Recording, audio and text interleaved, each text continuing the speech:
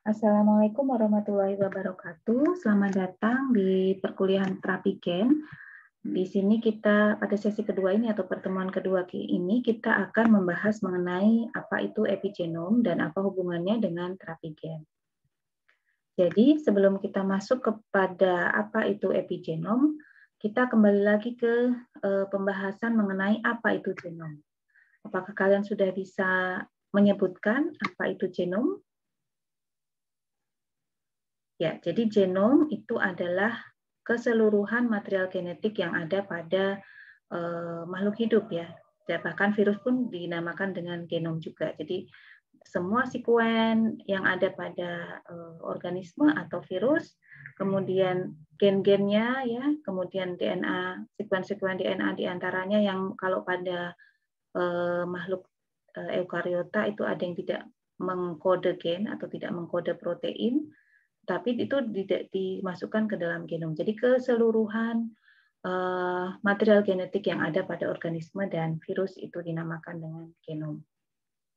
Nah, mungkin kita balik lagi ke teori sentral dogma ya atau dogma sentral bahwa material genetik berupa DNA itu akan mengalami transkripsi menjadi mRNA ya. Kemudian mRNA ini akan mengalami translasi menjadi protein. Ya. Jadi bagaimana protein itu disintesis, inilah yang terjadi ya. DNA dirubah menjadi mRNA, kemudian mRNA menjadi protein. Nah, protein yang dihasilkan dari proses sentral dogma tadi itu akan digunakan untuk aktivitas tubuh ya. Dan fungsinya bermacam-macam. Ada contohnya aktin dan miosin untuk pergerakan otot, insulin, kemudian antibodi untuk pertahanan tubuh ya, insulin tadi sebagai hormon ya dan sebagainya.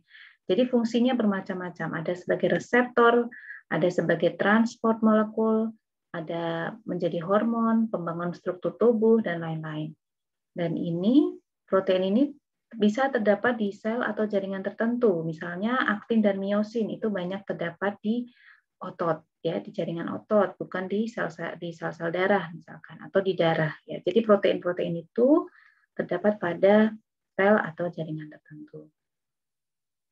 Selain itu, sel juga memiliki ragam bentuk ya. Jadi sel itu jadi kalau tadi protein terdapat di beberapa jaringan atau sel, kemudian sel sendiri yang kalian sudah tahu bahwa penyusunnya adalah juga ada protein di situ, itu juga memiliki bentuk yang bermacam-macam. Misalkan kalau kita menumbuhkan sel punca, kita akan tahu bahwa dia bisa berdiferensiasi, bisa menjadi sel saraf, bisa menjadi sel darah, bisa sel hati atau sel otot ya. Jadi kalau di dalam tubuh kita, sel-sel punca itu kemudian berdiferensiasi menjadi beberapa macam sel. Nah, pertanyaannya adalah mengapa demikian? Baik, protein tadi kan disintesis dengan cara yang sama dari material genetik yang sama. Jadi material genetik kita dari ujung kepala sampai ujung kaki sekuennya sama. Tetapi kenapa ekspresi proteinnya itu bisa berbeda-beda? Pertama, fungsinya juga bisa berbeda-beda. Ya, mengapa demikian? Nah, jawabannya, atau kalian bisa menjawab terlebih dahulu, mengapa demikian?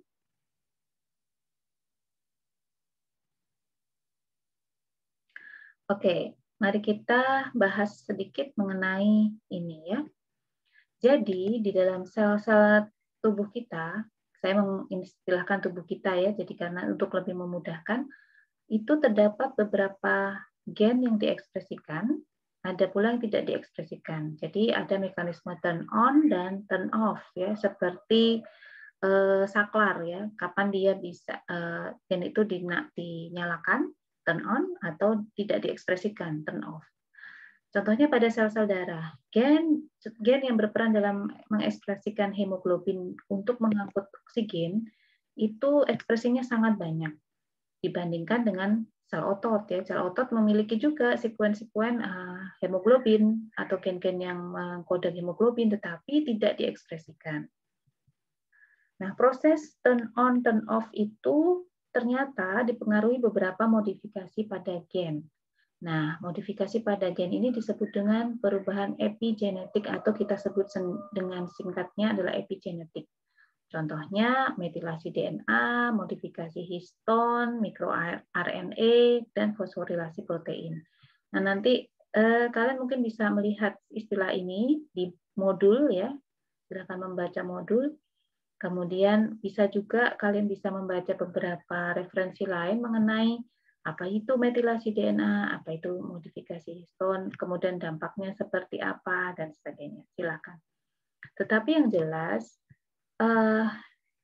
epigenetics ini bisa terjadi pada DNA, bisa terjadi pada RNA, maupun terjadi pada protein. Kalau pada DNA bisa terjadi namanya metilasi DNA, ya, jadi penambahan gugus metil pada DNA. Nah, ini biasanya pada CpG island. Kemudian ada juga modifikasi histon. Histon kalian tahu itu berperan dalam pengepakan DNA, ya, protein histon. Nah, protein histon ini kemudian mengalami modifikasi. Contohnya adalah penambahan gugus asetil. Nanti kalian lihat di modul ada juga modifikasi histon lain selain asetil, penambahan gugus asetil. Kemudian kalau pada RNA bisa terjadi adanya microRNA atau penghambatan proses translasi karena si RNA mikroRNA ini dia menempel pada mRNA.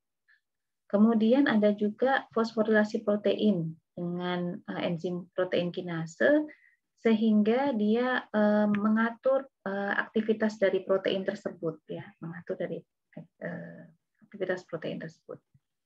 Tetapi perlu diingat bahwa epigenetik itu tidak mengubah sekuen DNA, namun bisa terlihat secara fenotip, ya. Jadi epigenetik itu tidak sama dengan mutasi.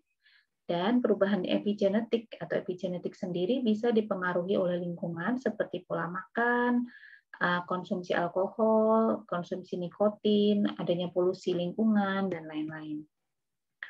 Dan juga sama seperti mutasi, ya, epigenetik ini dapat diturunkan dari orang tua ke anak. Mungkin kalian bisa membaca beberapa penelitian yang membuktikan hal ini, ya. Nah, kalau tadi epigenetik kita sudah membahas untuk setiap molekul. Nah, kalau epigenom itu serangkaian modifikasi atau penambahan molekul tertentu dalam genom. Tadi kita sudah tahu bahwa genom itu keseluruhan material genetik. Jadi kalau dalam satu genom mungkin terjadi metilasi DNA, bisa terjadi modifikasi histon, dan lain-lain. Sehingga hal ini bisa menyebabkan perubahan ekspresi gen. Misalkan tadi ya di turn on atau di turn off gitu ya. Gennya itu diekspresikan, ada juga yang tidak diekspresikan. Nah, apa hubungan epigenom dengan penyakit?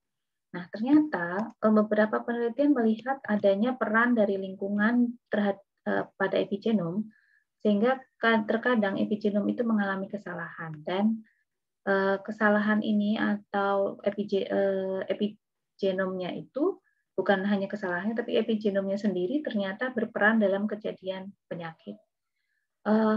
Penyakit yang sering dihubungkan dengan epigenom tentu saja kanker, ya, karena dia berkaitan dengan kanker. Kemudian ada penyakit lain seperti diabetes, kemudian penyakit kardiovaskuler, asma, alergi, dan lain-lain. Nanti kalian bisa membaca banyak sekali penelitian yang membahas mengenai ini. Nah, terapi berbasis epigenetik. Nah, sebenarnya terapinya tidak secara langsung mengubah sekuen DNA, ya. Jadi tetapi dia bisa mengubah ekspresi protein, sehingga terapi epigenetik ini juga kita masukkan ke dalam pembahasan mengenai terapi gen, ya. Contohnya adalah histon deasetilasi inhibitor, di mana namanya inhibitor, ya, dia menghambat pelepasan gugus asetil pada histon, sehingga histon akan lebih longgar dalam mengikat DNA dan menyebabkan gen lebih mudah terekspresi. Kemudian ada juga terapi yang satu lagi namanya DNA methyltransferase inhibitor. Di sini terapi ini akan menghambat proses metilasi DNA sehingga akan mengaktifkan gen tertentu.